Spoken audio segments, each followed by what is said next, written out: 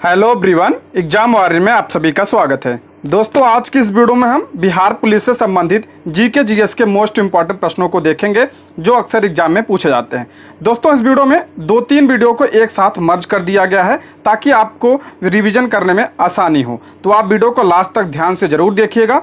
Bihar police के अलावा यदि आप किसी अन्य एग्जाम की भी तैयारी कर रहे हैं तो ये आपके लिए बहुत ही इंपॉर्टेंट है। तो चलिए शुरू करते हैं। पहला क्वेश्चन है, भारतीय संसद के उच्च सदन को किस नाम से जाना जाता है? इसका सही जवाब हो जाएगा ऑप्शन बी, राज्यसभा। भारतीय संसद के उच्च सदन को राज्यसभा के नाम से जाना जाता है। अब संसद राष्ट्रपति, राज्यसभा, लोकसभा के सम्मिलित रूप को संसद कहा जाता है, अर्थात राष्ट्रपति संसद का अभिन्न अंग होता है। संसद के 2 सदन होते हैं, राज्यसभा और लोकसभा।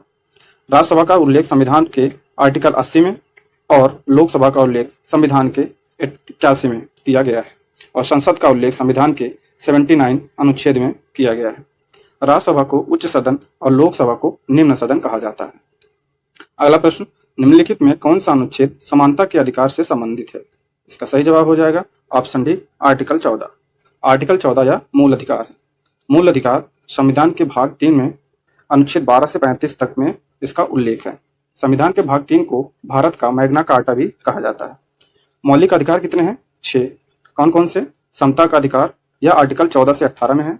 स्वतंत्रता का अधिकार 19 से 22 में। शोषण के विरुद्ध का अधिकार ये 23 से 24 में। धर्म की स्वतंत्रता का अधिकार यह अनुच्छेद 25 से 28 में। संस्कृति और शिक्षा का संबंधी अधिकार अनुच्छेद 29 और 30 में। और संवैधानिक उपचारों का अधिकार आर्टिकल 32 में इसका उल्लेख है। मूलतः संविधान में संपत्ति का अधिकार अर्थात आर्टिकल 31 भी शामिल था, हालांकि इसे 44वें संविधान संशोधन 1978 द्वारा मौलिक अधिकारों की सूची से हटा दिया। पहले कितने थे? पहले 7 मौलिक अधिकार थे, लेकिन इसे अनुच्छेद 31 को हटा दिया गया। अब इसे भाग 22 में अनुच्छेद 301 के तहत इसे कानूनी अधिकार बना दिया गया है। ठीक है, ये ध्यान रखिएगा। आगे देखते हैं, भारत में हर साल संविधान दिवस कब मनाया जाता है? इसका सही जवाब होगा 26 नवंबर को। 26 नवंबर को संविधान दिवस भी मनाया जाता है क्योंकि इसी दिन हमारा संविधान बनकर तैयार हुआ था और आंशिक रूप से इसी दिन लागू हुआ था और पूर्ण रूप से कब लागू हुआ था? 26 जनवरी 1950 को यह लागू हुआ था। अगला प्रश्न, गिर राष्ट्रीय उद्यान किसके लिए प्रसिद्ध है? इसका राइट आंसर हो जाएगा ऑप्शन बी, एशियाई शेर के लिए गिर राष्ट्रीय उद्यान प्रसिद्ध है। यह कहाँ पे है? यह गुजरात राज्य में है। किस राज्य में? गुजरात राज्य में यह स्थित है। अगला प्रश्न है, अब इसमें देख लेते हैं कुछ महत्वपूर्ण राष्ट्रीय उद्यान को। जैसे काजीरंगा कहाँ है? यह असम राज्य में स्थित है। मानस नेशनल पार्क असम में। नेमेरी नेशनल पार्क ये भी असम में है। जिम कॉर्बेट कहाँ है? उत्तराखंड में। कान्हा मध्य प्रदेश। बांदीपुर कर्नाटक में। और केबुल लामजाओ राष्ट्रीय उद्यान कहाँ है? मणिपुर। और ध्यान रखिए, पेंच कहाँ है? पेंच राष्ट्रीय उद्यान कहाँ है? यह मध्य प्रदेश राज्य में स्थित है। देहिंग पटकाई बूम ये कहाँ स्थित है? ये भी जो है असम राज्य में स्थित है। कहाँ पे? असम राज्य में यह स्थित है। अगला प्रश्न, मौर्य वंश का अंतिम शासक कौन था? इसका राइट आंसर हो जाएगा बृहद्रथ। बृहद्रथ जो है मौर्य वंश का अंतिम शासक था। इसने 187 ईसा पूर्व से 184 ईसा पूर्व तक शासन किया और बृहद्रथ की हत्या जो है उसके सेनापति पुष्यमित्र शुंग ने की और उसने शुंग साम्राज्य की स्थापना की। मौर्य वंश की स्थापना किसने की थी? चंद्रगुप्त मौर्य ने मौर्य वंश की स्थापना 322 ईसा पूर्व में की थी। अगला प्रश्न, निम्नलिखित में कौन सा हड़प्पा स्थल हरियाणा में है? इसका राइट आंसर हो जाएगा राखीगढ़ी। राखीगढ़ी यह वर्तमान में हरियाणा राज्य में स्थित है। तो और हम कुछ हड़प्पा स्थल देख लेते हैं किस राज्य में है। जैसे कालीबंगा किस राज्य में है? राजस्थान में। लोथल गुजरात में। धौलावीरा ये भी गुजरात में। और हड़प्पा और मोहनजोदड़ो वर्तमान में कहाँ है? यह पाकिस्तान में स्थित है। अगला प्रश्न, वैदिक मंत्रों या भजनों के मुख्य संग्रह को क्या कहा जाता है? इसका राइट आंसर हो जाएगा संहिता। वैदिक मंत्रों के संग्रह को क्या कहा जाता है? संहिता। वेद हमारे कितने हैं? वेदों की संख्या 4 है। ऋग्वेद, सामवेद, यजुर्वेद और अथर्ववेद। ऋग्वेद हमारा सबसे पुराना वेद है। अगला प्रश्न, निम्नलिखित में कौन भारत का सबसे बड़ा स्तूप है? इसका सही जवाब हो जाएगा केसरिया। केसरिया भारत का सबसे बड़ा स्तूप है। यह कहाँ स्थित है? यह बिहार के पूर्वी चंपारण जिले में केसरी में स्थित है। केसरिया बुद्ध स्तूप दुनिया के सबसे ऊंचा और सबसे बड़ा स्तूप है।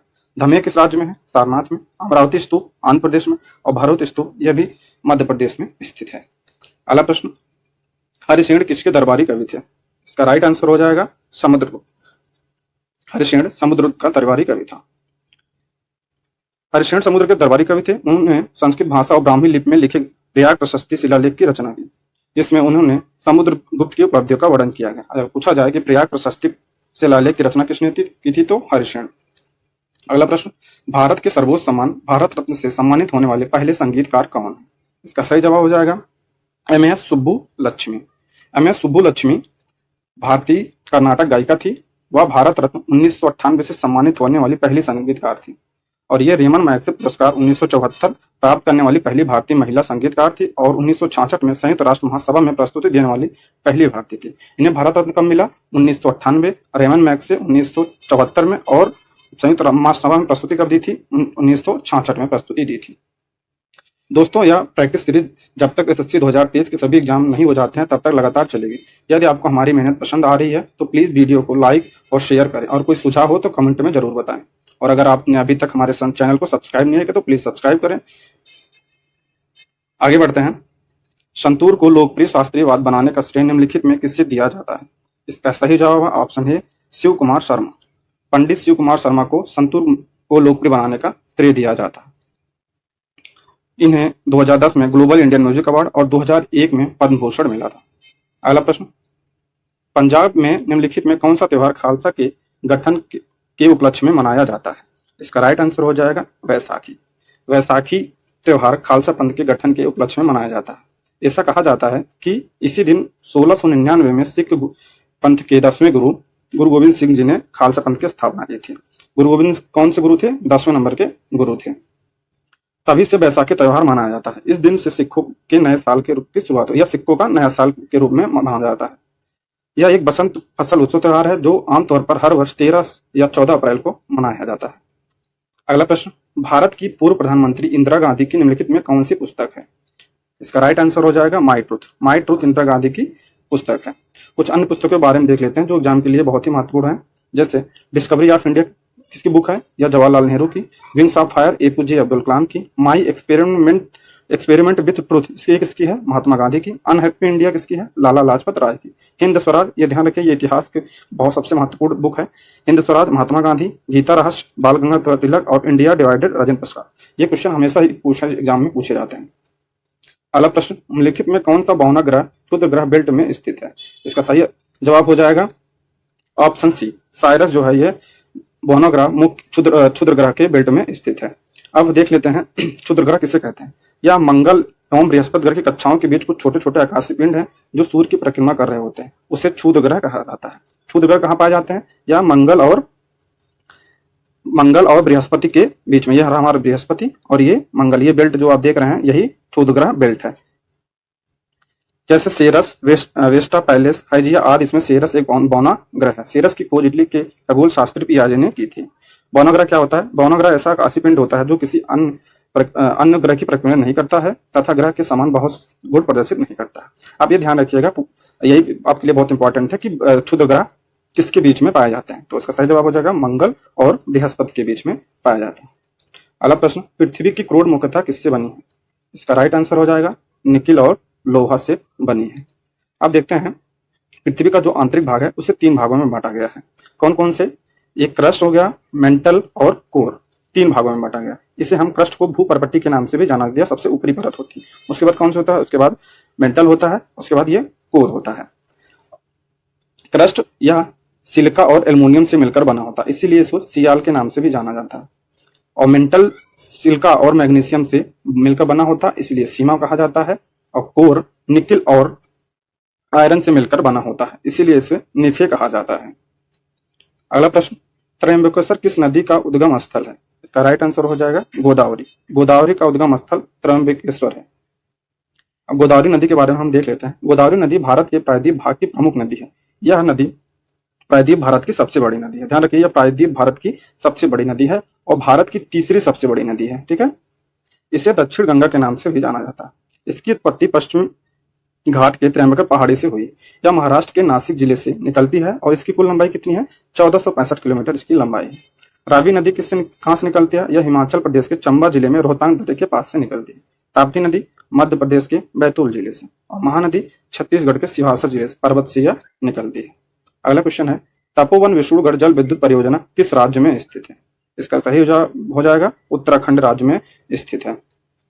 तपोवन विष्णुगढ़ पावर प्लांट भारत के उत्तराखंड के चमोली जिले में किस नदी पे है? धौली गंगा नदी पर यह स्थित है। यह 520 मेगावाट रन ऑफ रिवर परियोजना है, यह भी ध्यान रखिए। अगला प्रश्न, न्यूनतम समर्थन मूल्य किसके द्वारा घोषित किया जाता है?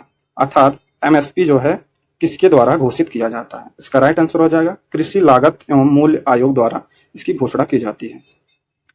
कृषि लागत और मूल्य आयोग कृषि और सहकारिता विभाग भारत सरकार की सिफारिशों के आधार पर बुआई के मौसम से पहले 22 फसलों के लिए, एमएसपी कितने फसलों के लिए? 22 फसलों के लिए यह जारी किया जाता है। भारत में सबसे पहले एमएसपी कब जारी की गई थी? 1966-67 में। किसके लिए? गेहूं के लिए ये सबसे पहले जारी की गई थी। अब कितने? 22 फसलों के लिए यह जारी की जाती है। ये बहुत ही इंपॉर्टेंट है, इसको ध्यान रखिएगा। निम्न में क्या पंचवर्षीय योजना का लक्ष्य नहीं था? इसका राइट आंसर हो जाएगा उच्च जनसंख्या वृद्धि। यह पंचवर्षीय योजनाओं का लक्ष्य नहीं था। ठीक है। अगला प्रश्न, महात्मा गांधी राष्ट्रीय ग्रामीण रोजगार गारंटी योजना अधिनियम 2005 प्रत्येक ग्रामीण परिवार को प्रतिवर्ष कितने दिनों का सुनिश्चित रोजगार प्रदान करता है? इसका राइट आंसर हो जाएगा 100 दिनों का रोजगार प्रदान करता है। इसके बारे में डिटेल से देख लेते हैं। महात्मा गांधी राष्ट्रीय ग्रामीण रोजगार गारंटी अधिनियम अर्थात मनरेगा भारत में लागू एक रोजगार गारंटी योजना है। इसे 7 सितंबर 2005 को विधानसभा द्वारा पारित किया गया और 2006 में से लागू किया। पारित कब हुआ? 2005 में, और लागू कब हुआ? 2006 में से लागू किया गया। इसके तहत ग्रामीण परिवार के उन वयस्क सदस्यों को 100 दिनों का रोजगार सुनिश्चित किया जाता है। कितने दिनों का? 100 दिनों का। पहले इसे राष्ट्रीय ग्रामीण रोजगार गारंटी अधिनियम अर्थात नरेगा कहा जाता था, लेकिन 2 अक्टूबर 2009 को इसका नाम बदलकर मनरेगा कर दिया गया है। आगे देखते हैं, यूएनडीपी का मानव विकास रिपोर्ट किन संकेतकों को संयुक्त करके विकास का माप करता है? इसका राइट आंसर हो जाएगा ऑप्शन सी। कौन कौन से? स्वास्थ्य, शिक्षा, जीवन स्तर को यह मापता है। मानव विकास सूचकांक जारी कौन करता है? यह संयुक्त राष्ट्र विकास कार्यक्रम था यूएनडीपी द्वारा जारी किया जाता है। यह सूचकांक 1990 से जारी किया जा रहा है। इसके 3 मानक है। कौन कौन से? शिक्षा, स्वास्थ्य और जीवन। ये बहुत इंपॉर्टेंट, कई बार प्रश्न पूछा जा चुका है। अगला प्रश्न, 15वें वित्त आयोग का गठन किस वर्ष किया गया? अब ये पिछले साल सीएचएसएल का में पूछा गया। ये सारे क्वेश्चन किसी ने एग्जाम में पूछे गए हैं एसएससी के। तो आगे देखते हैं क्या है, 15वें वित्त आयोग का गठन किस वर्ष किया गया था? इसका राइट आंसर हो जाएगा 2017 में इसका गठन किया गया था। अब देखते हैं आगे, इसमें केंद्रीय मंत्रिमंडल ने 22 नवंबर 2017 को 15वें वित्त आयोग के गठन को मंजूरी प्रदान की। 15वें वित्त आयोग का कार्यकाल कब है? 2020 से 2025 तक। और प्रथम वित्त आयोग के अध्यक्ष कौन थे? केसी नियोगी। ये स्टैटिक जीके का पार्ट हो जाता है, अभी ध्यान रखिए। अगर पूछा जाए प्रथम वित्त आयोग के अध्यक्ष कौन है, तो केसी नियोगी इसके अध्यक्ष। और 15वें वित्त आयोग के अध्यक्ष कौन है? श्री एनके सिंह। कौन? एनके सिंह। वित्त आयोग की नियुक्ति राष्ट्रपति द्वारा संविधान के अनुच्छेद 280 के तहत की जाती है। नियुक्ति किसके द्वारा की सिफारिश मंजूरी किसके द्वारा दी जाती है? केंद्रीय मंत्रिमंडल द्वारा, लेकिन नियुक्ति कौन करता है? राष्ट्रपति इसकी नियुक्ति करता है। अगला प्रश्न है, स्वर्ण क्रांति का संबंध किस क्षेत्र से है? इसका राइट आंसर हो जाएगा बागवानी से। और देख लेते हैं इसमें, स्वर्ण क्रांति बागवानी और शहद से संबंधित है। यह 1991 में शुरू हुआ और 2003 तक चला था। स्वर्ण क्रांति के जनक निरपक्ष तुतज को कहा जाता है। और हम कुछ क्रांतियों को देख लेते हैं, जैसे हरित क्रांति, यह किससे संबंधित है? खाद्यान्न उत्पादन से। गोल क्रांति आलू उत्पादन से। स्वर्ण रेशा क्रांति जूट या कपास के उत्पादन से। पीली क्रांति तिलहन उत्पादन से। भूरी क्रांति उर्वरक उत्पादन। मूंग क्रांति मोटे अनाज का उत्पादन। रजत क्रांति यह कपास उत्पादन से संबंधित है। लाल क्रांति टमाटर और मांस। श्वेत क्रांति दुग्ध उत्पादन से संबंधित है, यह आप ध्यान रखिएगा। अगला प्रश्न, श्वेत प्रकाश का उसके घटकों में विभक्त होना क्या कहलाता है? इसका राइट आंसर हो जाएगा वर्ण विक्षेपण। वर्ण विक्षेपण क्या होता है? जब श्वेत प्रकाश को एक प्रिज्म के अपवर्तक फलक पर डाला जाता है तो ये इसके आधार से टकराकर 7 रंगों में विभक्त हो जाता है। कौन कौन से रंग? बैगनी, नीला, हरा, पीला, नारंगी और लाल, जिसे हम विबजोर के नाम से भी जानते हैं। कितने रंग विभाजित होता है? 7 रंगों में। और जो यही विभक्त होता है, इसी परिघटना को हम प्रकाश का विक्षेपण कहा जाता है। ये देखिए, जब यहाँ से लाइट प्रिज्म से गुजारा गया तो ये 7 रंगों में विभाजित हो गया। इसे हम हिंदी में ट्रिक के साथ बैगनी आफ पिनाला के नाम से भी जानते हैं। अगला प्रश्न, स्वच्छ आकाश का रंग नीला किस परिघटना के कारण होता है? राइट आंसर हो जाएगा ऑप्शन सी, प्रकाश का प्रकीर्णन। अब प्रकाश का प्रकीर्णन क्या होता है? जब प्रकाश किसी ऐसे माध्यम से गुजरता है जिसमें धूल तथा अन्य पदार्थों के अत्यंत सूक्ष्म कण होते हैं तो उनके द्वारा प्रकाश सभी दिशाओं में प्रसारित हो जाता है, जिसे प्रकाश का प्रकीर्णन कहते हैं। अब जब वायुमंडल से प्रकाश गुजरता है तो उसमें धूल और जल के जो अनगिनत कण उपस्थित होते हैं उसके कारण नीले रंग का प्रकाश का प्रकीर्णन करते हैं। क्योंकि नीले रंग का प्रकाश का प्रकीर्णन क्यों ज्यादा होता है? क्योंकि इसका तरंग जो है सबसे कम होता है, इसलिए जो है आकाश का रंग नीला दिखाई देता है जब। ठीक है, अगला प्रश्न देखते हैं। बंदर के काटने से कौन सा रोग होता है? इसका राइट आंसर हो जाएगा रेबीज। रेबीज जो है जंगली जानवरों के काटने से होता है। अब सिर्फ कुत्ते के काटने से रेबीज नहीं होता है, अब जंगली जानवर के काटने से रेबीज होता है। अगला प्रश्न है, आम का वानस्पतिक नाम क्या है? इसका राइट आंसर हो जाएगा मैंगीफेरा इंडिका। वानस्पतिक नाम से मतलब है वैज्ञानिक नाम इसका क्या है? और कोकोस न्यूट्रीफेरा किसका है? यह नारियल के वैज्ञानिक का नाम है।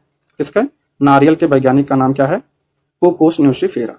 और मोनोन लोंगिफोलियम किसका नाम है? यह अशोक के वृक्ष के वानस्पतिक नाम है।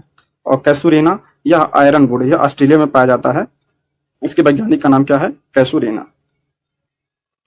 दोस्तों अगर आप इसका पीडीएफ चाहते हैं तो हमारे टेलीग्राम चैनल को ज्वाइन कर सकते हैं, जिसका लिंक आपको डिस्क्रिप्शन बॉक्स या कमेंट बॉक्स में मिल जाएगा।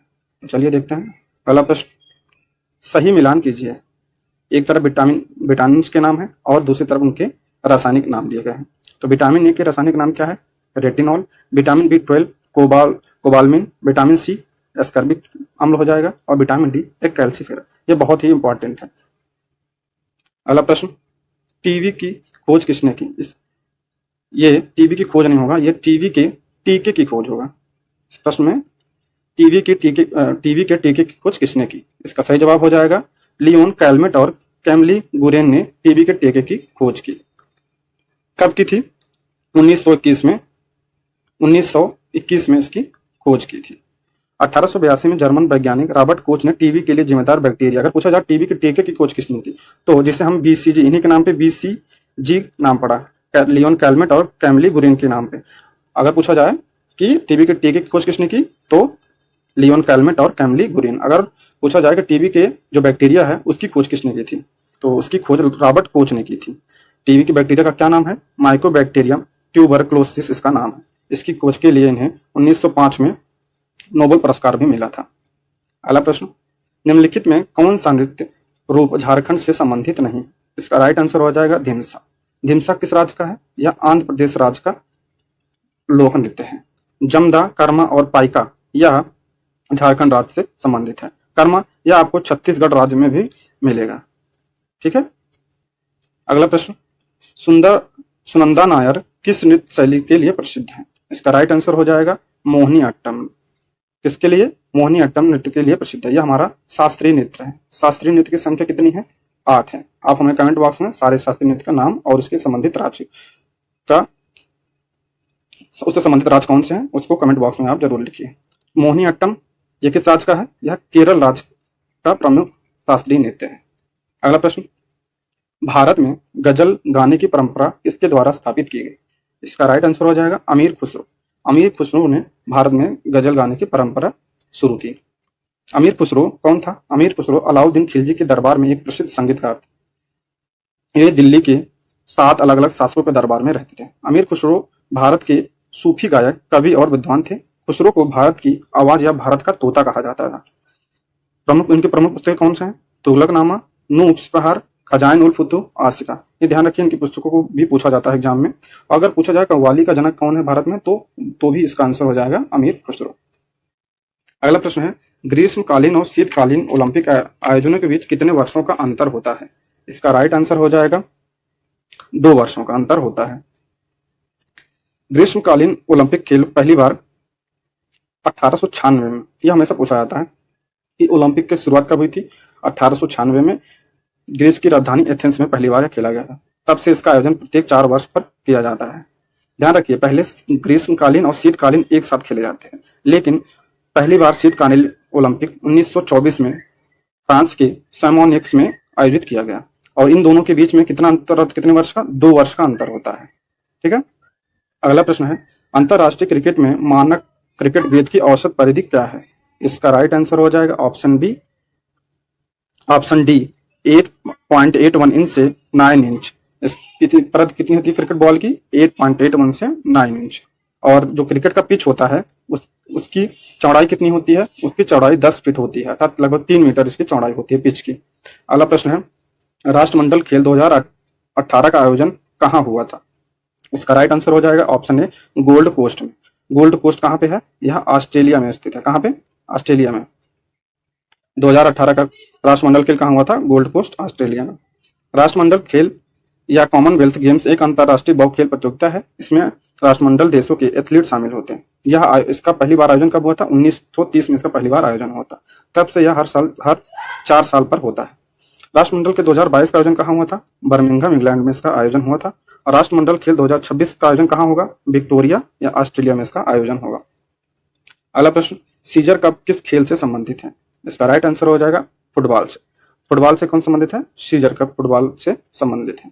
अगला प्रश्न है, the test of my life निम्न में किस क्रिकेटर की आत्मकथा है? इसका राइट आंसर हो जाएगा युवराज सिंह की आत्मकथा है the test of my life. अगला प्रश्न, कौन सा देश जूट का सबसे बड़ा उत्पादक है? इसका राइट आंसर हो जाएगा भारत। भारत जो है जूट का सबसे बड़ा उत्पादक राज्य है। भारत में सबसे ज्यादा किस राज्य में? तो पश्चिम बंगाल में भारत में सबसे ज्यादा जूट का उत्पादन किया जाता है। अगला प्रश्न, भूटान का राष्ट्रीय खेल क्या है? इसका राइट आंसर हो जाएगा तीरंदाजी। यह एसएससी, एमटीएस और सीजल में पूछा जा चुका है। तो भारत के जो पड़ोसी देश हैं उनसे संबंधित भी परीक्षा में प्रश्न बनते हैं। तो भूटान का राष्ट्रीय खेल क्या है? तीरंदाजी। अगला प्रश्न है, महाबोधि मंदिर किस राज्य में स्थित है? इसका राइट आंसर है बिहार। बिहार राज्य में महाबोधि मंदिर या बौद्धों का मंदिर है। इसे अशोक कहा जाता है। इसे अशोक ने इसकी स्थापना करवाई थी। यह कहाँ पे है? बिहार राज्य में स्थित है। अगला प्रश्न, निम्नलिखित में किस एल्बम के लिए सोनू निगम को ग्रैमी पुरस्कार मिला था? इसका राइट आंसर हो जाएगा मुबारका। मुबारका के लिए इन्हें 2017 में ग्रैमी अवार्ड मिला था। कब मिला था? 2017 में। अगला प्रश्न है, 1857 की क्रांति के समय मुगल बादशाह कौन था? इसका राइट आंसर हो जाएगा ऑप्शन बी बहादुर शाह जफर। 1857 की क्रांति के समय मुगल बादशाह था और यह 19वें नंबर का बादशाह और अंतिम मुगल सम्राट था। और उस समय जो है भारत के गवर्नर जनरल कौन था? लॉर्ड कैनिंग जो है 1857 के विद्रोह के समय भारत का गवर्नर जनरल था। अगला प्रश्न है, भारत छोड़ो आंदोलन कब शुरू हुआ? इसका सही जवाब हो जाएगा ऑप्शन बी 1942 में भारत छोड़ो आंदोलन शुरू हुआ। भारत छोड़ो आंदोलन 8 अगस्त 1942 को आरंभ हुआ। यह एक आंदोलन था जिसका लक्ष्य भारत से ब्रिटिश साम्राज्य को समाप्त करना था। यह आंदोलन महात्मा गांधी द्वारा अखिल भारतीय कांग्रेस समिति के मुंबई अधिवेशन में शुरू किया गया। अगर पूछा था किस अधिवेशन में, तो मुंबई के अधिवेशन में। और गांधी जी ने इसी समय करो या मरो का नारा दिया था। भारत छोड़ो आंदोलन का 8 अगस्त 1942 को शुरू हुआ था। अगला प्रश्न है, किस विधेयक में प्रावधान किया गया था कि भारतीय न्यायाधीश भी ब्रिटिश या यूरोपीय व्यक्तियों पर मुकदमा चला सकते हैं? इसका राइट आंसर हो जाएगा ऑप्शन ए एल्बर्ट बिल में यह प्रावधान किया गया था कि भारतीय जो न्यायाधीश हैं वो ब्रिटिशों पर मुकदमा चला सकते हैं। पहले ऐसा था कि जो अंग्रेज न्यायाधीश ही उनके पर मुकदमा चलाते थे, भारतीयों का यह अधिकार नहीं था। यह कब आया था? यह 1883 में आया था। और इसे कौन लाया था? उस समय वायसराय लॉर्ड रिपन ने इसको पेश किया था। अगला प्रश्न है, राजघाट किसकी समाधि स्थल है? इसका राइट आंसर हो जाएगा राजघाट महात्मा गांधी की समाधि स्थल है। यह कहाँ पे स्थित है? यह नई दिल्ली में स्थित है।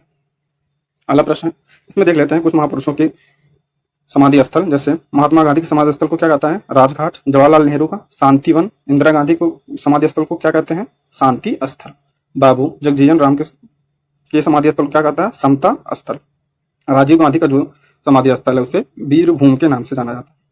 और लाल बहादुर शास्त्री के विजय घाट यह कहाँ स्थित है? बनारस में। अगला प्रश्न है, महादेव रानाडे मुख्यतः किससे संबंधित हैं? इसका राइट आंसर हो जाएगा ऑप्शन सी प्रार्थना समाज से। महादेव रानाडे एक प्रसिद्ध विद्वान, समाज सुधारक, न्यायविद और भारतीय राष्ट्रवादी थे। इनकी विशेषताओं के कारण इन्हें महाराष्ट्र का सुकरात भी कहा जाता है। प्रार्थना समाज की स्थापना किसने की थी? आत्माराम पांडुरंग ने। यह 1976 में नहीं 1867 में इसकी स्थापना की गई थी। ठीक है। अगला प्रश्न है, 73वां संविधान संशोधन निम्नलिखित में किससे संबंधित है? इसका राइट आंसर हो जाएगा ऑप्शन सी पंचायती राज व्यवस्था से संबंधित है। पंचायती राज संस्थान का गठन 73वें संविधान संशोधन 1992 द्वारा किया गया है। इस अधिनियम द्वारा भारतीय संविधान में एक नया भाग जोड़ा गया, भाग 9 जोड़ा गया और इसमें अनुच्छेद 243 से 243 ओ तक के प्रावधान शामिल हैं। और इस अधिनियम द्वारा संविधान में एक और अनुसूची जोड़ी गई, 11वीं अनुसूची, जोड़ी गई। पंचायत 73वां संविधान संशोधन कब आया था? 1992 में आया था। और यह किससे संबंधित है? पंचायती राज संगठन से संबंधित ही है। अगला प्रश्न है, भद्रा वन्यजीव अभ्यारण्य किस राज्य में स्थित है? इसका राइट आंसर हो जाएगा कर्नाटक राज्य में यह स्थित है। अगला प्रश्न, दूरदृष्टि दोष को सही करने के लिए किस लेंस का प्रयोग किया जाता है? इसका राइट आंसर हो जाएगा उत्तल लेंस का, अर्थात कॉन्वेक्स लेंस का प्रयोग किया जाता है। अगला अब देख लेते हैं, दूरदृष्टि दोष होता क्या है? यह एक अपवर्तन दोष है जिसमें दूर की वस्तुएं स्पष्ट दिखती हैं परंतु निकट रखी वस्तु को नहीं दिखती हैं। यानी कि इसके नाम से जस्ट उल्टा होता है। जैसे दूरदृष्टि है तो इसमें दूर की वस्तु दिखाई देती है लेकिन नजदीक की नहीं दिखाई देती है, और इसके इलाज के लिए उत्तल लेंस का, अर्थात यहाँ कॉनकेव में कॉन्वेक्स लेंस का प्रयोग किया जाता है। और निकट दृष्टि दोष क्या होता है? यह इसमें क्या होता है, निकट रखी वस्तु दिखाई देती है किंतु दूर रखी वस्तु स्पष्ट रूप से दिखाई नहीं देती है, और इसको दूर करने के लिए कौन से लेंस का प्रयोग किया जाता है? तो अवतल लेंस का प्रयोग किया जाता है। किसका? अवतल लेंस अर्थात कॉनकेव लेंस का प्रयोग किया जाता है। अगला प्रश्न है, दुनिया का सबसे बड़ा यूरेनियम उत्पादक देश कौन सा है?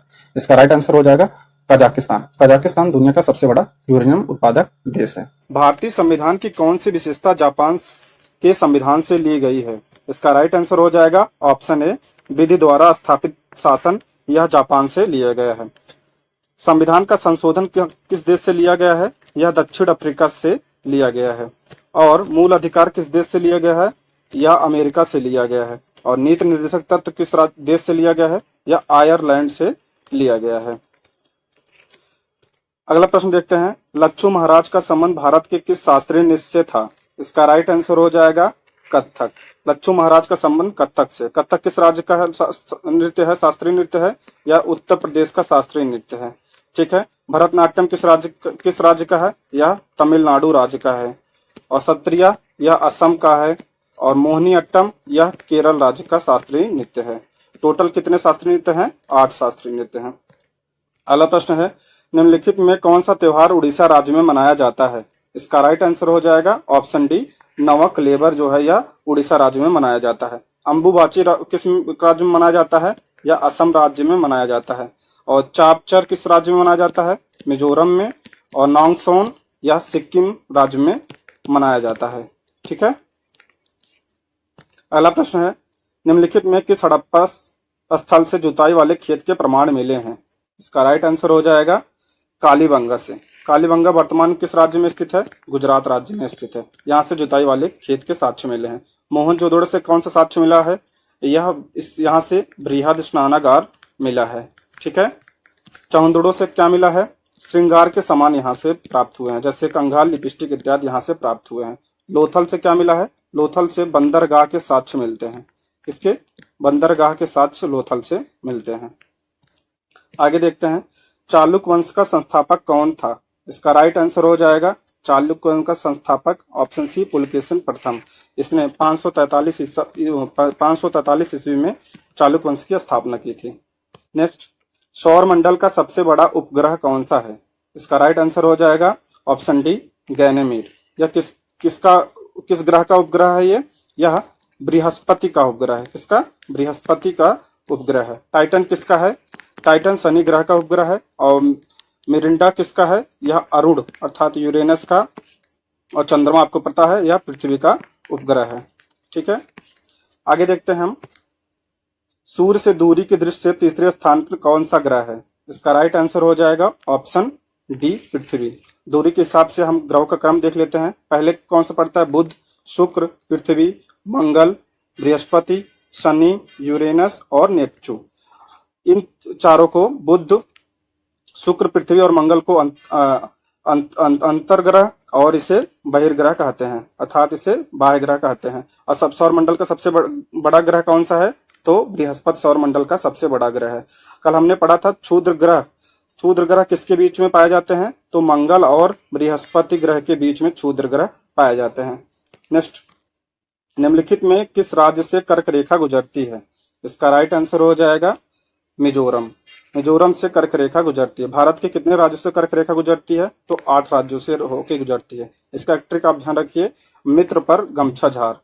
माँ से हो जाए आपका मिजोरम, त्रा से आपको त्रिपुरा, पा से पश्चिम बंगाल, रा से राजस्थान, गा से आपका हो जाएगा गुजरात, म से आपका हो जाएगा मध्य प्रदेश, झ से छत्तीसगढ़ और झार से आपका झारखंड हो जाएगा। ये 8 राज्यों का आप नाम ध्यान रखिएगा। अगला प्रश्न देखते हैं, निम्नलिखित में कौन सा विश्व का सबसे ऊंचा ज्वालामुखी पर्वत है? इसका राइट आंसर हो जाएगा ऑप्शन डी, माउंट कोटोपैक्सी। ये कहाँ पे है? यह इक्वाडोर देश में है। किस देश में? इक्वाडोर। और माउंट पिंटुबो किस देश में है? या फिलीपींस में है। किस देश में? फिलीपींस देश में है। और माउंट ताल भी फिलीपींस में है। और माउंट किलिमंजारो कहाँ पे है? यह तंजानिया देश में है, तंजानिया में है। अगला देखते हैं, साइमन कमीशन की नियुक्ति किस वायसराय के कार्यकाल में की गई थी? इसका राइट आंसर हो जाएगा ऑप्शन बी, लॉर्ड इरविन के कार्यकाल में साइमन कमीशन की नियुक्ति हुई थी। साइमन कमीशन नियुक्ति का गठन कब हुआ था? 1927 में, लेकिन यह भारत में कब आया था? 1928 में भारत आया था। अगला प्रश्न देखते हैं, नीचे दी गई घटनाओं पर विचार कीजिए। इसका राइट आंसर हो जाए आपका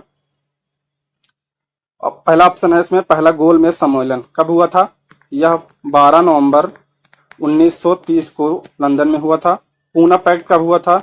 24 सितंबर 1932 में हुआ था। गांधी इरविन समझौता कब हुआ था? 28 जनवरी 1933 में हुआ था। और पाकिस्तान की घोषणा कब हुई थी? 1940 में हुई थी।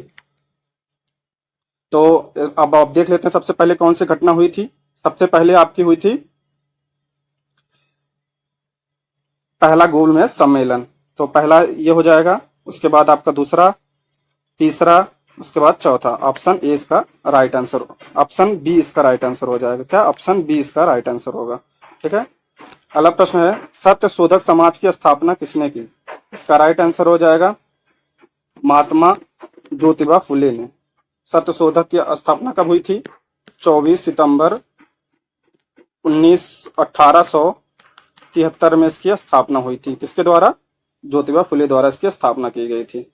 अगला प्रश्न देखते हैं, राष्ट्रीय मतदाता दिवस कब मनाया जाता है? इसका सही जवाब हो जाएगा 25 जनवरी को राष्ट्रीय मतदाता दिवस मनाया जाता है। दोस्तों, अगर आपने अभी तक हमारे चैनल को सब्सक्राइब नहीं किया तो प्लीज सब्सक्राइब करें। यदि आपको वीडियो पसंद आती है तो प्लीज लाइक, शेयर और कमेंट भी करें। तो अगर देखते हैं, लाल मिर्च तीखी होती है क्योंकि इसमें उपस्थित होता है। अर्थात लाल मिर्च किसके कारण तीखी होती है? इसका ऑप्शन सही जवाब हो जाएगा कैप्सेसिन के कारण इस लाल मिर्च तीखी होती है। नेक्स्ट, पृथ्वी सूर्य के सबसे अधिक समीप कब होती है? इसका सही जवाब हो जाएगा 3 जनवरी को। ये कब होता है? इस घटना को क्या कहा जाता है? इस घटना को उपसौर कहा जाता है। ऐसी खगोलीय घटना जब पृथ्वी सूर्य के अत्यंत पास होती है तो उसे उपसौर कहते हैं। और यह कब होता है? यह लगभग 3 से 4 जनवरी के बीच होता है। और अपसौर क्या होता है? जब ये पृथ्वी सूर्य से अत्यधिक दूरी पे होता है तो उसे अपसौर कहा जाता है। यह 4 जुलाई को होता है। अगला प्रश्न, संगाई त्योहार किस प्रदेश में मनाया जाता है? इसका राइट आंसर हो जाएगा मणिपुर राज्य में संगाई त्योहार मनाया जाता है। अगला प्रश्न, निम्नलिखित में कौन सी कालिदास की पुस्तकें हैं? इसका राइट आंसर हो जाएगा ऋतु संहार, ये किसकी है? कालिदास की। मेघदूत ये भी कालिदास की है। कुमार संभव ये भी कालिदास की है। और 10 कुमार चरितम किसकी है? यह दांडी की रचना है। किसकी? दांडी की। यह पहली गद्य रचना मानी जाती है। तो इसका ऑप्शन क्या हो जाएगा? 1, 2, 3, 4। तो क्या ऑप्शन हो जाएगा? Option D. अगला प्रश्न देखते हैं, किताब उर रहेला की किसकी रचना है? इसका राइट आंसर हो जाएगा इब्न बतूता की।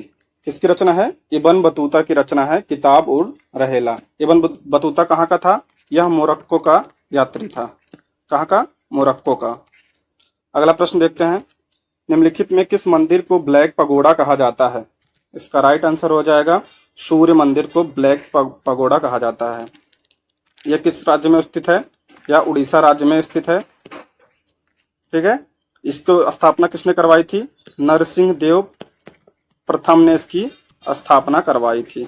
अगला प्रश्न देखते हैं, करगम किस प्रदेश का लोक नृत्य है? इसका राइट आंसर हो जाएगा तमिलनाडु। तमिलनाडु का लोक नृत्य कौन सा है? करगम। अगला प्रश्न, निम्नलिखित में कौन से न्यायाधीश PIL लागू करने के लिए जाने जाते हैं? इसका राइट आंसर हो जाएगा जस्टिस PN भगवती।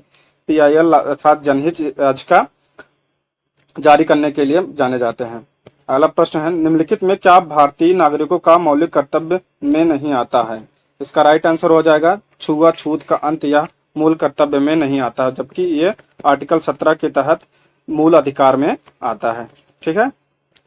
अगला प्रश्न, भारतीय संविधान की छठी अनुसूची किन 4 राज्यों में अनुसूचित क्षेत्रों और अनुसूचित जनजातियों के प्रशासन और नियंत्रण से संबंधित है?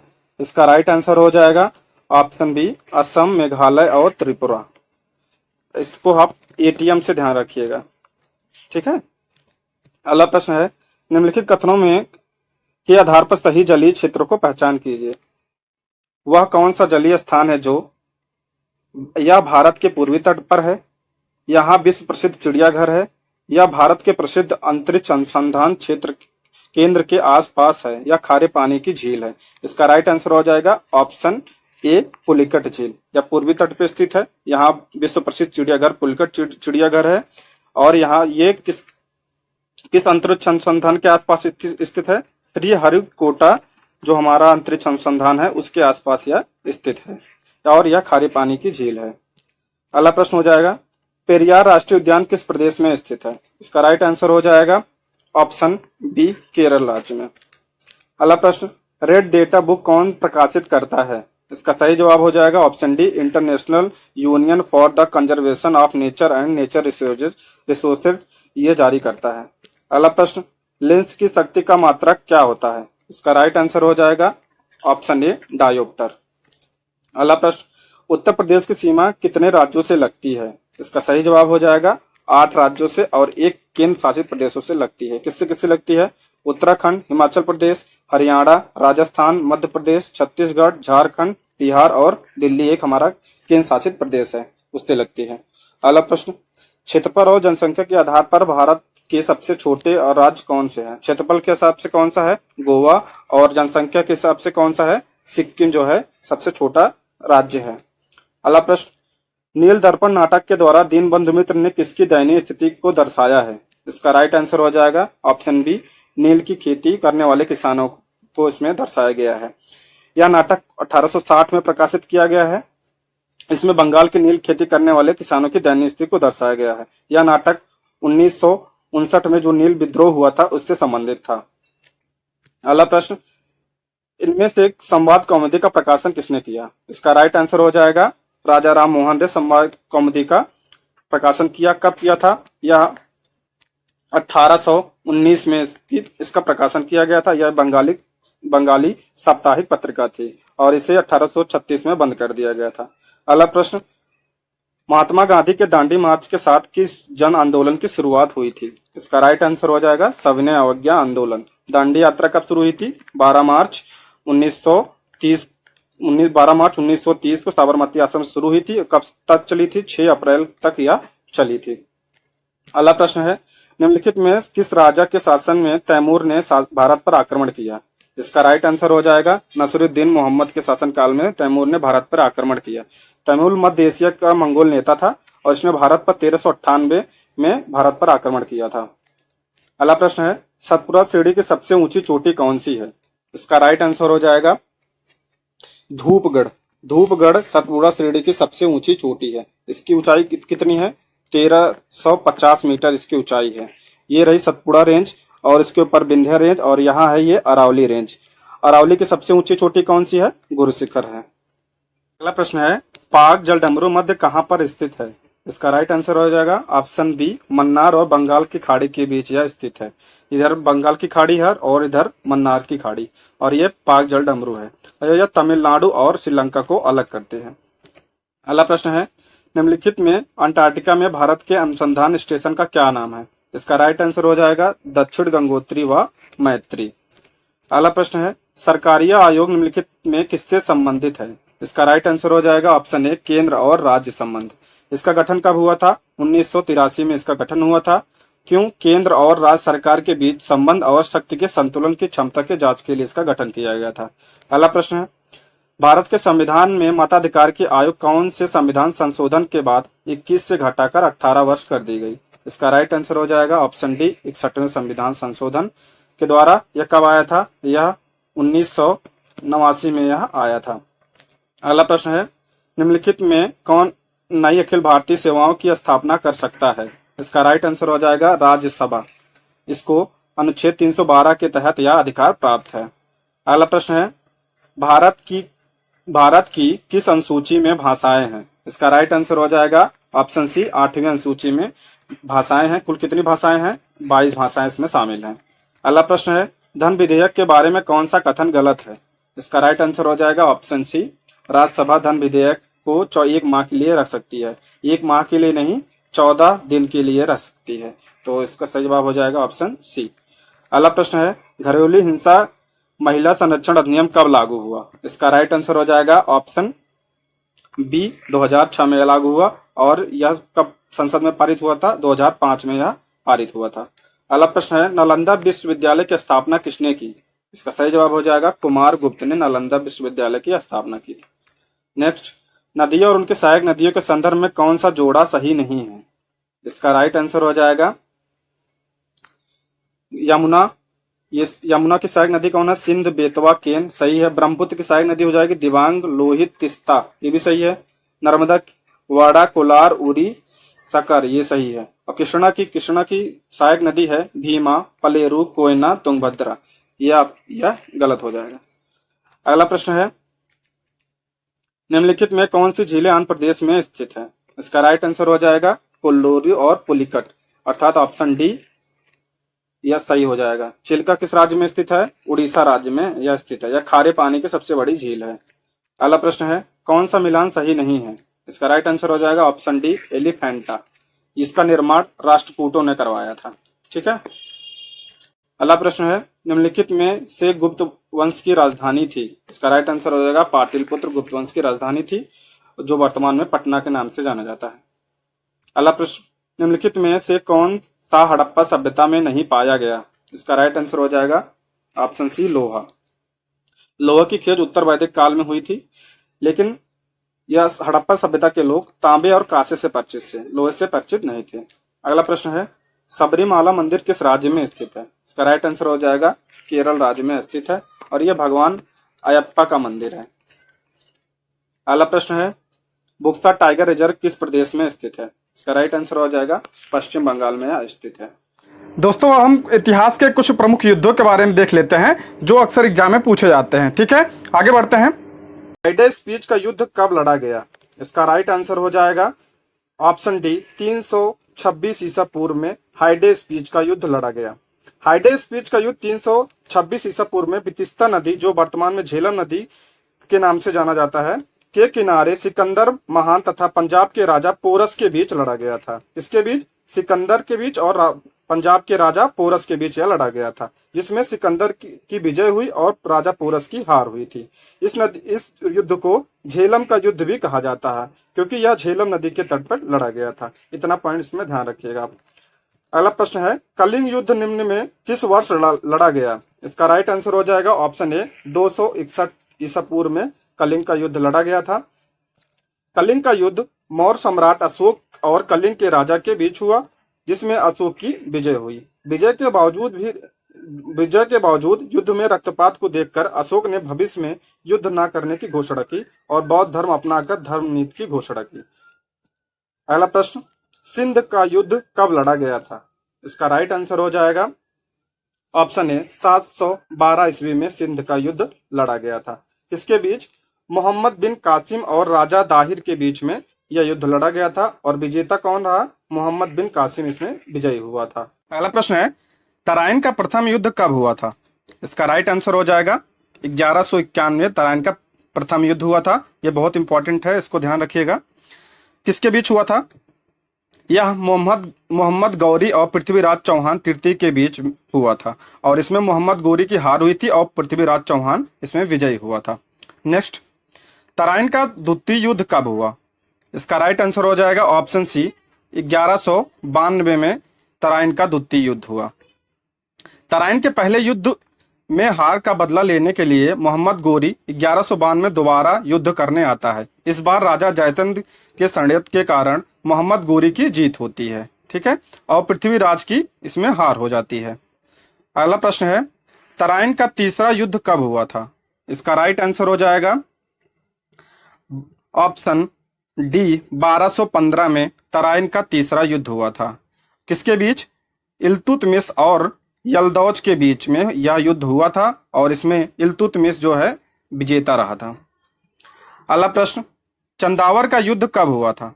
इसका राइट आंसर हो जाएगा 1194, अर्थात ऑप्शन बी इसका राइट आंसर हो जाएगा।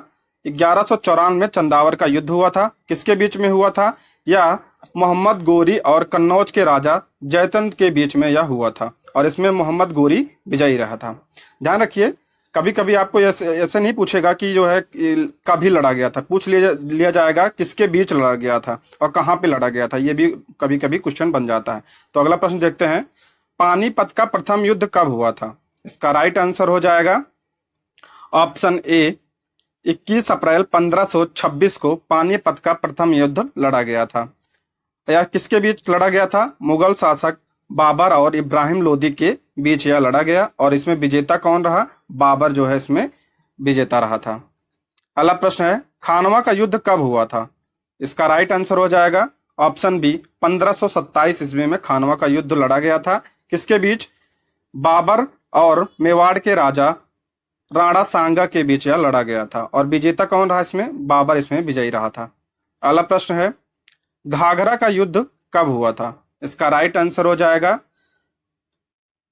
1529 में घाघरा का युद्ध हुआ था। 6 मई 1529 को घाघरा का युद्ध लड़ा गया था। किसके बीच? बाबर और महमूद लोदी के बीच यह युद्ध हुआ था और इसमें बाबर विजयी रहा था। अगला प्रश्न, चौसा का युद्ध कब हुआ था? इसका राइट आंसर हो जाएगा ऑप्शन डी 1539 में चौसा का युद्ध हुआ था। 26 जून 1539 को यह युद्ध हुआ था और किसके बीच हुआ था? यह शेर शाह सूरी और हुमायूं के बीच यह युद्ध लड़ा गया था और इसमें शेर शाह सूरी विजयी रहा था। दोस्तों, यदि आपने अभी तक हमारा चैनल सब्सक्राइब नहीं किया तो प्लीज सब्सक्राइब करें और यदि आपको वीडियो पसंद आती है तो प्लीज लाइक, शेयर और कमेंट भी करें। अगला प्रश्न देखते हैं, कन्नौज या बिलग्राम का युद्ध कब लड़ा गया था? इसका राइट आंसर हो जाएगा ऑप्शन बी 1540 ईस्वी में कन्नौज का युद्ध लड़ा गया था। किसके बीच लड़ा गया था? यह शेर शाह सूरी और हुमायूं के बीच लड़ा गया था और इसमें भी शेर शाह सूरी विजयी रहा था। अगला प्रश्न, पानीपत का द्वितीय युद्ध कब हुआ था? ये पानीपत के तीनों युद्ध आपको ध्यान रखना है और तराइन का युद्ध का भी आपको ध्यान रखना है। तो देखते हैं पानीपत का द्वितीय युद्ध कब हुआ था। इसका राइट आंसर हो जाएगा 5 नवंबर 1556 को यह युद्ध हुआ था। किसके बीच हुआ था? यह अकबर और हेमू के बीच, जिसे हेमू विक्रमादित्य के नाम से भी जाना जाता है इसके बीच हुआ था और इसमें विजयी कौन रहा था? अकबर इसमें विजयी रहा था। अगला प्रश्न है, तालीकोटा का युद्ध कब लड़ा गया? इसका राइट आंसर हो जाएगा 23 जनवरी 1565 को तालीकोटा का युद्ध हुआ था। किसके बीच हुआ था? यह दक्कन के सल्तनतों और विजयनगर साम्राज्य के बीच हुआ था और इसमें विजयनगर साम्राज्य का इसी में अंत हो गया था, अर्थात दक्कन के सल्तनत की विजय हुई थी। अगला प्रश्न है, हल्दी घाटी का युद्ध कब हुआ था? इसका राइट आंसर हो जाएगा ऑप्शन ए 18 जून 1576 को हल्दी घाटी का युद्ध हुआ था। किसके बीच हुआ था? अकबर और राणा प्रताप के बीच यह युद्ध हुआ था और इसमें राणा प्रताप की हार हुई थी, अर्थात इसमें अकबर विजयी हुआ था। अगला प्रश्न है, प्रथम कर्नाटक युद्ध कब लड़ा गया था? इसका राइट आंसर हो जाएगा ऑप्शन बी 1746 से 1748 तक यह युद्ध चला था और ये किसके बीच हुआ था? यह कर्नाटक के नवाब अनवर उद्दीन और फ्रांसीसी गवर्नर डुप्ले के बीच यह युद्ध हुआ था। इसमें डुप्ले विजयी रहा और इसे सेंट टोमो का युद्ध के नाम से भी जाना जाता है। नेक्स्ट है, दूसरा कर्नाटक युद्ध कब लड़ा गया? इसका राइट आंसर हो जाएगा ऑप्शन ए 1749 से 1754 तक यह युद्ध चला था। अगला प्रश्न, तीसरा कर्नाटक युद्ध कब लड़ा गया? इसका राइट आंसर हो जाएगा 1758 से 1763 के बीच यह तीसरा कर्नाटक युद्ध हुआ था। किसके बीच हुआ था? यह भारत में अंग्रेजी सेना और फ्रांसीसी सेनाओं के बीच यह युद्ध हुआ था और इसमें अंग्रेजी सेना विजयी रही थी। अगला प्रश्न, प्लासी का युद्ध कब हुआ था? ये बहुत इंपॉर्टेंट है, इससे तो ये परीक्षा में जरूर पूछा जाता है। तो इसका आंसर देखते हैं। इसका आंसर हो जाएगा 23 जून 1757 को प्लासी का युद्ध हुआ था। किसके बीच हुआ था? अंग्रेजों और सिराजुद्दौला के बीच यह युद्ध हुआ था, जिसमें अंग्रेजों की सेना विजयी हुई और भारत में अंग्रेजी सेना की नींव पड़ी थी। अगला प्रश्न है, वांडीवास का युद्ध कब लड़ा गया? इसका राइट आंसर हो जाएगा ऑप्शन बी, 1760 ईस्वी में वांडीवास का युद्ध लड़ा गया था। और ये किसके बीच हुआ था? यह अंग्रेजों और फ्रांसीसियों के बीच यह युद्ध लड़ा गया था, जिसमें फ्रांसीसियों की इसमें हार हुई थी। अगला प्रश्न है, पानीपत का तीसरा युद्ध कब हुआ था? इसका राइट आंसर हो जाएगा 14 जनवरी 1761 को पानीपत का तीसरा युद्ध हुआ था। और किसके बीच हुआ था? यह अहमद शाह अब्दाली और मराठों के बीच इसका युद्ध हुआ था। और इसमें विजयी कौन रहा? अहमद शाह अब्दाली इसमें विजयी रहा, अर्थात मराठों की इसमें हार हुई थी। नेक्स्ट है, बक्सर का युद्ध कब हुआ था? यह भी बहुत इंपॉर्टेंट है। बक्सर का युद्ध कब हुआ था? इसका राइट आंसर हो जाएगा 22 अक्टूबर 1764 को बक्सर का युद्ध हुआ था। किसके बीच हुआ था? अंग्रेजों के बीच और सुजाउद्दौला, मीर कासिम एवं शाह आलम द्वितीय की संयुक्त सेना के बीच यह युद्ध लड़ा गया था। और विजेता कौन रहा इसमें? अंग्रेज इसमें विजयी हुए थे। अगला प्रश्न है, प्रथम आंग्ल मैसूर युद्ध कब लड़ा गया? इसका राइट आंसर हो जाएगा 1767 से 1769 तक यह युद्ध चला था। किसके बीच हुआ था ये? यह हैदर अली और अंग्रेजों के बीच यह युद्ध हुआ था। और इसमें विजेता कौन रहा? हैदर अली इसमें विजेता रहा था। अगला प्रश्न है, द्वितीय आंग्ल मैसूर युद्ध कब हुआ? इसका राइट आंसर हो जाएगा ऑप्शन ए, 1780 से 1784 तक द्वितीय आंग्ल मैसूर युद्ध चला था। और यह किसके बीच हुआ था? यह हैदर अली और अंग्रेजों के बीच यह हुआ था। और इसमें परिणाम क्या हुआ इसके? मंगलोर की संधि के साथ यह युद्ध समाप्त हुआ था। अगला प्रश्न है, तृतीय आंग्ल मैसूर युद्ध कब लड़ा गया? तृतीय आंग्ल मैसूर युद्ध कब लड़ा गया? इसका राइट आंसर हो जाएगा 1790 से 1792 तक यह युद्ध चला था। और इस किसके बीच हुआ था? टीपू सुल्तान और अंग्रेजों के बीच यह युद्ध हुआ था। और श्रीरंगपट्टनम की संधि जो 1792 में हुई थी, इससे यह युद्ध समाप्त हुआ था। नेक्स्ट है, चतुर्थ आंग्ल मैसूर युद्ध। ये 4 मैसूर युद्ध हैं और इसी आप ध्यान रखिएगा चारों को। कब हुआ था चतुर्थ? यह 1799 ईस्वी में ये हुआ था। यह किसके बीच? टीपू सुल्तान और अंग्रेजों के बीच यह युद्ध हुआ था। और टीपू सुल्तान की हार हुई और मैसूर शक्ति का इसमें पतन हुआ। यहाँ अगला प्रश्न है, चिलियान वाला युद्ध कब हुआ था? इसका राइट आंसर हो जाएगा 1849 ईस्वी में चिलियान वाला युद्ध हुआ था। किसके बीच हुआ था? ईस्ट इंडिया कंपनी और सिखों के बीच यह युद्ध हुआ था, जिसमें सिखों की हार और अंग्रेजों की विजय हुई थी। अगला प्रश्न है, भारत चीन युद्ध कब हुआ था? इसका राइट आंसर हो जाएगा 1962 में भारत और चीन का युद्ध हुआ था। चीनी सेना द्वारा भारत के सीमा क्षेत्रों पर आक्रमण कुछ दिन तक होने के बाद एक पक्षीय युद्ध विराम की घोषणा हुई और भारत को अपनी सीमा के कुछ हिस्सों को छोड़ना पड़ा था। कब हुआ था? 1962 में हुआ था और इसमें लगभग चीन विजयी रहा था। अगला प्रश्न है, भारत पाक युद्ध कब हुआ था? इसका राइट आंसर हो जाएगा ऑप्शन बी, 1965 में भारत और पाक युद्ध हुआ था। आपको पता है भारत और पाकिस्तान के बीच युद्ध हुआ था, जिसमें पाकिस्तान की हार हुई और भारत पाकिस्तान के बीच शिमला समझौता हुआ था। अगला प्रश्न है, भारत पाक का दूसरा युद्ध कब हुआ? इसका राइट आंसर हो जाएगा ऑप्शन ए, 1971 में भारत पाक का दूसरा युद्ध हुआ। भारत और पाकिस्तान के बीच युद्ध जिसमें पाकिस्तान की हार हुई और फलस्वरूप बांग्लादेश एक स्वतंत्र देश बना। अगला प्रश्न, कारगिल का युद्ध कब हुआ? इसका राइट आंसर हो जाएगा ऑप्शन सी, 1999 में कारगिल का युद्ध हुआ। जम्मू एवं कश्मीर के द्रास और कारगिल क्षेत्रों में पाकिस्तान घुसपैठियों के लेकर युद्ध में पुनः पाकिस्तान को हार का सामना करना पड़ा और भारतीयों की इसमें जीत हुई। तो पाकिस्तान साथ कितनी बार युद्ध हुआ? 1965 में, 1971 में और 1999 में 3 युद्ध भारत और पाकिस्तान के हुए हैं। और चीन के साथ कितने युद्ध हुए हैं? एक कब? 1962 ईस्वी में चीन के साथ यह युद्ध हुआ था। तो ये रहे आज के प्रश्न। Thank you for watching.